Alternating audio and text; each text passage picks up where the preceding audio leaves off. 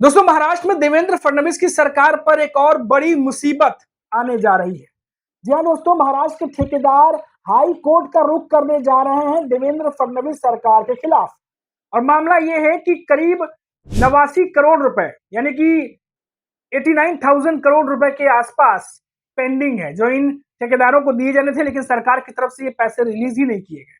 जिसके बाद ठेकेदार एसोसिएशन जो है वो बहुत ही ज्यादा नाराज है और अलग अलग डिपार्टमेंट है जिसका कुल मिला के धनराशि जो बनती है वो 89,000 करोड़ रुपए बनती है, जो इन्हें नहीं मिले हैं। जिसके बाद काफी नाराज हैं महाराष्ट्र के ठेकेदार और अब हाई कोर्ट का रुख करने जा रहे हैं। यहाँ दोस्तों पूरी खबर आपको डिटेल से बताता हूं। नमस्कार दोस्तों, मेरा नाम है मनीष कुमार सिंह और आप देख रहे हैं 4 PM महाराष्ट्र। दोस्तों देखिए, बड़ी खबर आ रही है और ये खबर जो है महाराष्ट्र सरकार की मुसीबत बढ़ाने वाली है। देखिए, महाराष्ट्र सरकार द्वारा किए गए काम के बिलों का भुगतान न होने पर प्रदेश के ठेकेदारों महायुति सरकार के खिलाफ मोर्चा खोल दिया है। महाराष्ट्र के खिलाफ मोर्चा खोलते हुए अब बॉम्बे खिलाफ हाईकोर्ट का दरवाजा खटखटाने का फैसला किया है।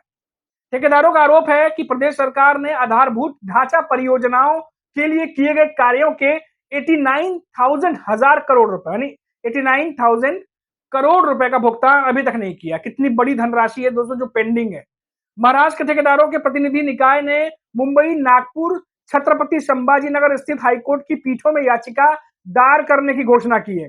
आपको बता दें कि महाराष्ट्र ठेकेदार संघ के प्रदेश अध्यक्ष मिलिंद भोसले ने थाने में बैठक के बाद कहा कि सरकार से हमारा बकाया भुगतान लगभग 89,000 करोड़ रुपए है, जबकि राज्य सरकार केवल 4,000 करोड़ रुपए ही जारी कर रही है। यही वजह है कि ठेकेदारों ने सरकार को अदालत में घसीटने का फैसला कर लिया है। अब देखिए दोस्तों, ये पूरे महाराष्ट्र का मामला है, जहां से मैंने आपको बताया कि किस तरीके से अब ठेकेदारों ने मन बनाया। हालांकि मामला काफी समय से चल रहा है, लेकिन अब क्योंकि काफी लंबा समय हो गया, इसलिए अभी मामला अदालत तक पहुंचने जा रहा है। देखिए, दरअसल महाराष्ट्र के ठेकेदार संघ की ओर से पिछले साल से ही बकाये की मांग की जा रही थी। फरवरी में उन्होंने राज्य के शीर्ष नेताओं को एक पत्र लिखा था, जिसमें सभी चल रहे बुनियादी ढांचे के कामों को रोकने की चेतावनी दी गई थी।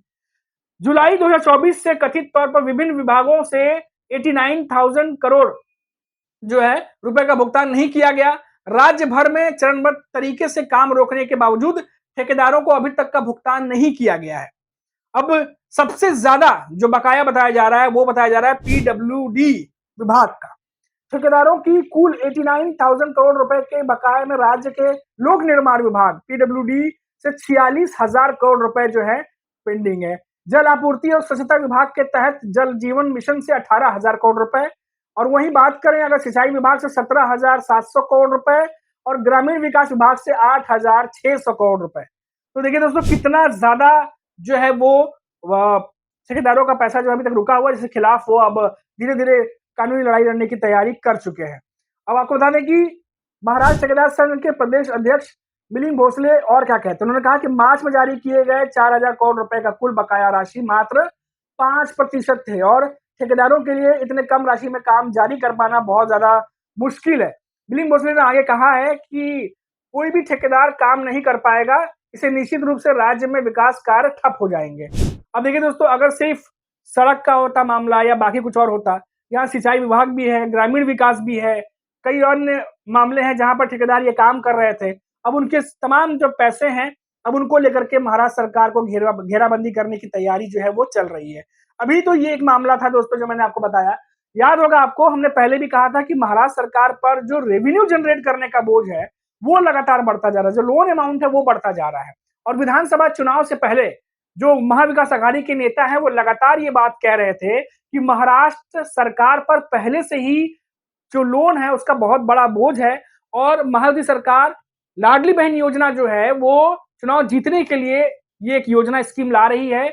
और हालांकि उस दरमियान इस योजना की बहुत सारी बातें हुई, लेकिन कई नेता ये कहते आए, शरद पवार भी ये बात कहते आए कि इससे और भी ज्यादा बोझ बढ़ेगा।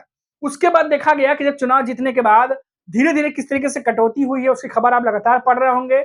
और तो और कई और परियोजनाएं हैं जिनमें गैर जरूरी खर्चे जो है उसको कम करके कैसे भी इसको विधिवत जो है वो बराबर बराबर बांटा जाए, लेकिन फिर भी जो अमाउंट है वो महाराष्ट्र सरकार को कम पड़ रही है। इसलिए आप देखिए कि जो एकनाथ शिंदे की शिवसेना के नेता हैं, परिवहन मंत्री हैं प्रताप सरनाईक, उन्होंने भी कुछ दिनों पहले ही वित्तीय विभाग से नाराजगी जताई थी, जब परिवहन कि कई सारे कर्मचारियों के सैलरी को लेकर के बात कही गई थी। कई सारे कर्मचारियों की सैलरी रुकी हुई थी और कहा गया, एकनाथ शिंदे की तरफ से ये आरोप लगाया गया, उनके मंत्री की तरफ से कई सारे मंत्री इन्होंने कहा कि जानबूझ करके हमारी फाइलों को डिले किया जा रहा है वित्तीय विभाग से, जिसको लेकर दोनों ही तरफ से काफी खींचतान भी देखने को मिली।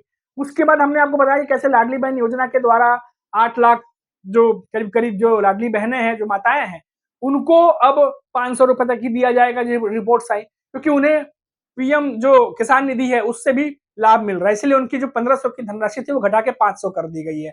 तो वहां भी कटौती की गई। उसके बाद कई सारे कैटेगरीज के हिसाब से कई सारी लाडली बहनों के नाम बाहर किए गए। तो कैसे भी करके चीजें जो है वो मैनेज करने की कोशिश हो रही है, क्योंकि इसमें कोई शक नहीं है कि लाडली बहन योजना में जो किस्त बांटी गई उससे महाराष्ट्र सरकार पर जो है वो बोझ बढ़ा है। लोन अमाउंट क्योंकि पहले से भी ज्यादा बढ़ गया है, रेवेन्यू कैसे जनरेट किया जाए वो अपने आप में बहुत बड़ा टास्क बना हुआ है, जिसको लेकर के लगातार मंत्रिमंडल में हम देखते हैं कि बैठकें भी चलती रहती हैं। और ऊपर से अब ये खबर, इसमें ठेकेदारों के 89,000 करोड़ रुपए अभी तक नहीं दिए गए हैं, जिसको लेकर के अब हाईकोर्ट का रुख किया गया है। अब देखिए दोस्तों, इसके बाद सरकार क्या किस तरीके से 4% कह रहे हैं कि 4 करोड़ रुपए रिलीज किए गए थे, कुछ समथिंग 4,000। उसके बाद वो टोटल अमाउंट का 5% ही था, जो कि कम पड़ रहा है ठेकेदारों को, कहा जा रहा है, जो मैंने आपको बताया। इसके बाद अब देखिए दोस्तों, क्या वाकई में अब ये मामला कानूनी तौर पर लड़ा जाएगा जैसा कि ठेकेदार कह रहे हैं, या फिर सरकार जो है कोई और रास्ता निकालेगी। लेकिन इन सब बातों में एक चीज क्लियर हो रही है दोस्तों, फंड का इश्यू लगता है जरूर आ रहा है, क्योंकि लोन पहले से ही महाविकास अघाड़ी ये कहती रही है कि लोन अमाउंट बढ़ता जा रहा है, भारत सरकार पर बोझ बढ़ता जा रहा है। चुनाव जीतने के लिए जो योजनाएं लाई गई थी वो योजना ही अब भारी पड़ रही है। कई सारी ऐसी बातें जो है वो महाविकास अघाड़ी कहती रहती है। लेकिन अब देखिए कि अब जो ये तमाम चीजें जो पेंडिंग है, क्या इसकी वजह वाकई में जो फंड की कमी है वो है, या फिर कुछ और इसके पीछे कारण है। अब जब मामला कोर्ट में पहुंचेगा तो और भी चीजें सामने होंगी, या फिर उससे पहले कुछ और सोल्यूशन निकाल लिया जाएगा, ये भी देखने वाली बात है। लेकिन इतना जरूर है कि इस खबर से महाराष्ट्र सरकार की मुसीबत जरूर बढ़ने वाली है। अभी के लिए इतना ही। आप देखते रहिए 4 PM महाराष्ट्र। नमस्कार।